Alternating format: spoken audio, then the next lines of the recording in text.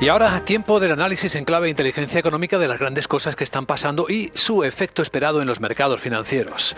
¿Por qué terminó la cumbre entre Donald Trump y Xi Jinping? Ya hemos visto con qué soluciones. Tenemos tensiones con los tipos de interés, ahora mismo en este momento en el que estamos hablando. Y con nosotros, para hablar de ello, se encuentra David Cano, que es director general de AFI Inversiones Globales. David, ¿cómo estás? Muy buenos días. Hola, ¿qué tal? Muy bien, muy buenos días.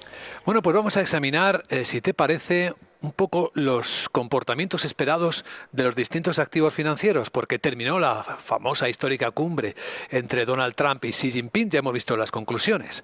Hay ciertos acuerdos en materia de seguridad internacional, como que ambos creen que Irán no debería tener armas nucleares, como que debe reabrirse el estrecho de Hormuz sin que haya ningún país que cobre peajes, como que, curiosamente, tienen el objetivo común de desnuclearizar Corea del Norte, pero luego, a la hora de ponerse manos a la obra y resolver sus tensiones comerciales, bueno, pues han creado un par de comisiones, podemos llamarlo así, una de comercio para gestionar el comercio bilateral en bienes que no sean sensibles, y luego otra para canalizar los asuntos de inversión, con compromisos de ambas partes, pues de ayudar a hacer negocio al otro.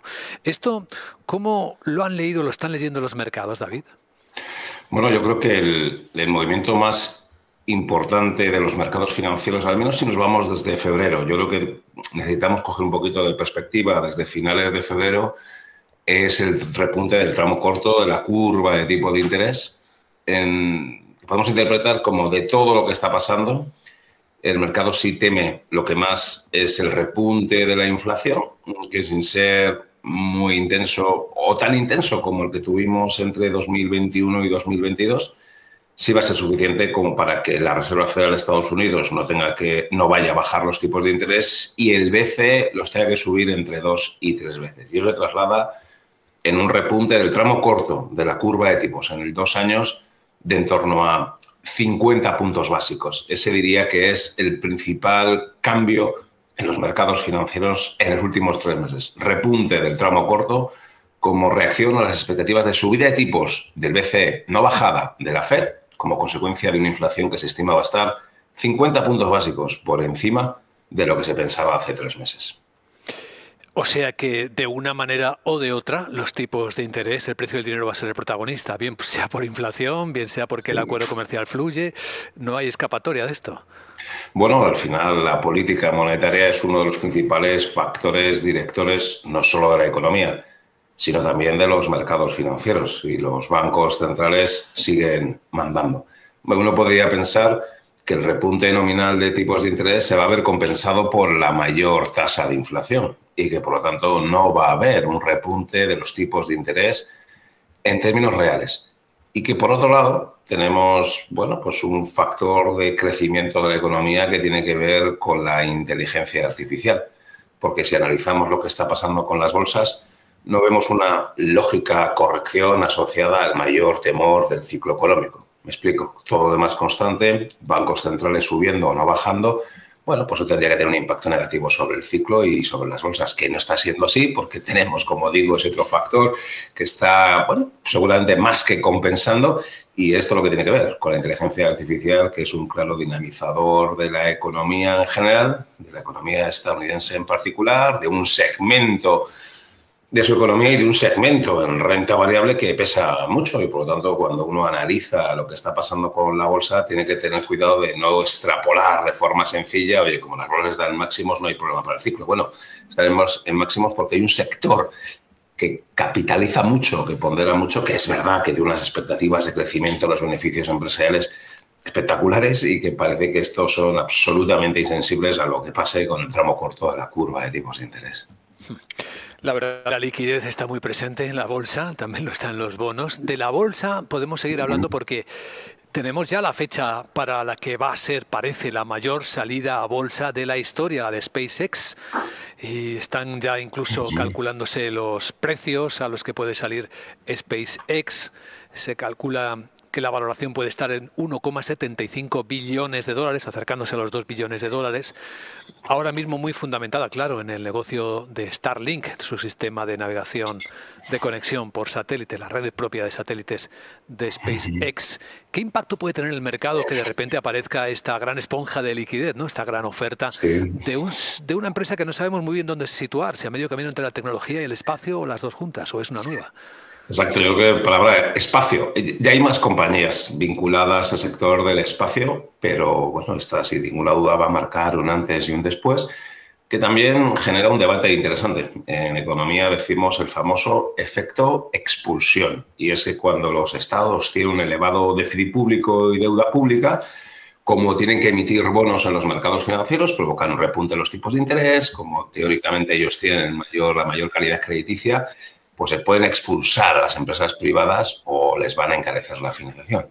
A ver si es que estamos ahora ante un efecto de expulsión inverso, a ver si resulta que todos los inversores queremos tener las carteras más sesgadas hacia tecnología, no solo en renta variable, como comentas, sino también en renta fija. Y eso lo que está provocando es un repunte de los tipos de interés a largo plazo o un peor comportamiento relativo de algunas compañías que históricamente siempre, bueno, han mostrado a largo plazo un mejor comportamiento. Me explico, fundamentalmente las compañías quality, ¿no? Por lo tanto, sí, el hecho de esta salida a bolsa histórica, seguramente, como comentáis, junto con las emisiones de bonos de los famosos hiperescaladores, que son históricas, lo que están provocando es que haya más exposición que antes en las carteras, no solo de renta variable, sino también de renta fija, a la tecnología englobada como un todo, de tal forma que hoy en las carteras, insisto, no solo de renta variable, sino también de renta fija, la tecnología pesa mucho más que lo que pesa en la economía real,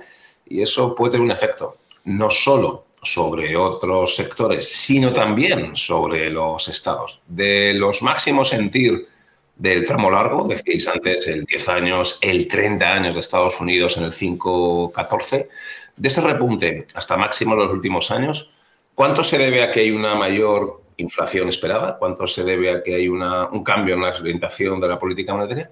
¿O cuánto se debe a esa lucha por el flujo? ¿Cuánto se debe a esa lucha por atraer capitales? Y como estos van en gran medida a tecnología, los estados tienen que pagar un poco más. Bueno, por eso digo lo de efecto expulsión inverso, porque a ver si resulta que van a ser los estados con dudas en algunos casos sobre su calidad crediticia, con dudas sobre la capacidad de contención del gasto y con dudas sobre la capacidad de incrementar sus ingresos, como digo, lo que se relegan desde el punto de vista del atractivo inversor frente a una alta tecnología que con sus beneficios están demostrando que está en un ciclo económico distinto y que aparece una nueva tecnología o una nueva temática, vamos a decir, que es el espacio, ¿no? Y tal vez en los próximos meses pues tengamos que ver que es un activo específico invertir en el espacio. Puede sonar distópico, pero podríamos llegar a ver deuda privada con mejor ratios de solvencia que deuda pública de algunos países. Bueno, y lo estamos viendo, ¿no? Apple tiene mejor rating, yo creo que es AA, ¿no? Y Amazon yo creo que también, es verdad que algunas otras no, pero hoy hay hiperescaladores que tienen mejor rating que los estados, que están emitiendo a plazos más largos. Todavía no emiten por debajo de los estados, pagan tipo de interés más bajo, pero claramente está siendo uno de los elementos, bueno, pues que están cambiando la configuración. No solo de la economía, yo quiero insistir en que efectivamente el desarrollo de la tecnología es un factor, impulsa el crecimiento del PIB, pero está transformando en mayor medida los mercados de capitales, al menos los de Estados Unidos, y esto lo hemos dicho en muchas ocasiones. La economía de Estados Unidos tiene diversas ventajas competitivas, pero una de ellas es que tiene un mercado de capitales muchísimo más desarrollado. ¿Sería posible que una compañía como SpaceX pudiera captar financiación vía bancos? Seguramente no. Tiene un excesivo nivel de riesgo como para que los bancos tuvieran que prestar a estas compañías asumiendo un riesgo de crédito elevado. Estas compañías solo se pueden financiar en los mercados de capitales. Y Estados Unidos es la única gran economía que tiene un mercado de capitales a la altura, ¿no? Por lo tanto, el desarrollo, la profundidad del mercado de capitales de Estados Unidos como una gran ventaja competitiva adicional de aquella economía que no solo tiene, vamos a decir, el espíritu emprendedor, el ecosistema universitario, sino que también tiene unos mercados de capitales que no tiene China, o que no tiene la profundidad, o que no atraen tantos capitales. Si estas compañías fueran chinas y salieran a sus mercados de capitales, bueno, los gestores, cuando desplazan parte de sus carteras hacia el mercado bursátil o de renta fija chino, tienen una serie de cautelas, en cierto modo, porque esas cautelas también son impuestas por las propias autoridades chinas, ¿no? Esto, sin ninguna duda, tiene que reflexionar China en que, si quiere estar en la carrera por el desarrollo de la tecnología, que solo se puede financiar con mercados complementarios al bancario, tiene que permitir, tiene que desarrollar, tiene que atraer a los inversores internacionales. Y luego queda Europa, en donde aquí lo que tenemos es ahorro, y aquí lo que tenemos que hacer es debatir, discutir hacia dónde llevamos nuestro ahorro, si lo llevamos más hacia Estados Unidos, que es lo que estamos haciendo, o si empezamos a llevarlo hacia China. Algo estamos dejando aquí, pero de momento no tenemos, no tenemos el censo de empresas tecnológicas que demanden nuestro ahorro. No sé, ojalá cambie en el futuro, pero de momento es otra de esas evidencias de la diferente posición en el ciclo de las tres grandes economías mundiales. Esto que estábamos escuchando, David Cano, es prácticamente la definición de un nuevo mundo de activos financieros, donde los equilibrios cambian, donde parece que todo empuja hacia un mayor riesgo y también a una mayor volatilidad. El desafío para gestores, especialistas, para instituciones y también para inversores es grande, ¿no? Porque hay que cambiar la mirada. Así es, ese es el gran punto. Vamos a una incertidumbre. No sabemos si van a ser capaces de rentabilizar las superescaladoras, ese CAPEX. No sabemos si el espacio va a ser rentable o no. Bueno, a mí me recuerda tanto, no vivíamos entonces, pero lo que estamos leyendo, pues cuando se desarrolló el ferrocarril a principios, mediados del siglo XIX, exactamente lo mismo. Se prometía una nueva tecnología que iba a revolucionar el mundo, que había que arriesgar y había que poner dinero. Algunas compañías quebraron, evidentemente, pero otras cuantas fueron muy rentables, y muchos de aquellos inversores que asumieron riesgo obtuvieron una rentabilidad diferencial, y aquellos países, fundamentalmente Estados Unidos, que apostaron por esa tecnología, bueno, pues fue el impulso definitivo. Y aquellos otros, por ejemplo China, que no apostó tanto por esa tecnología, pues fue el inicio del famoso siglo de la humillación, salvando las distancias que evidentemente existen. Sí, tenemos ante nosotros una disrupción tecnológica con riesgos y que necesita dinero para financiarse, y que tenemos que decidir si queremos asumir ese riesgo o no. Si sale bien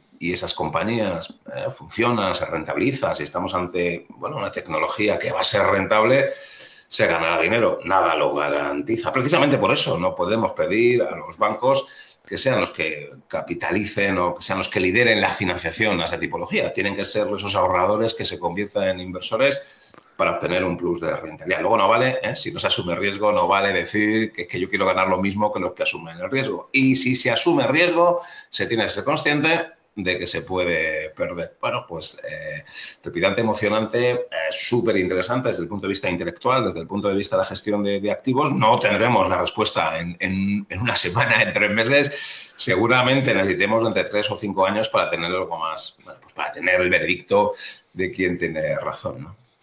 La gran conclusión, súper interesante, con David Cano, director general de AFI Inversiones Globales. Gracias por compartirla en Capital Radio, David. Que vaya muy bien el día.